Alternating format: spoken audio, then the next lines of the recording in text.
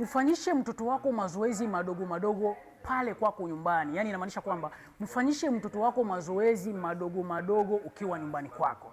Mlaze mtoto wako kifudifudi. Hasa nazungumzia watoto wale ambao wamefikia umri wao kukaa, kutambaa, sawa? Kwa huo umri mlaze mtoto wako kifudifudi kwa dakika 2 au 3. Mfanyishe mazoezi madogo madogo, lakini hakikisha usitumie nguvu nyingi, hapana. Hii inaenda kumsaidia kuimarisha misuli ikiwemo misuli ya mgongo, kiuno, miguu pamoja na mikono. Na pia inaenda kumsaidia mtoto kujivuta, kukaa na hatimaye kutembea.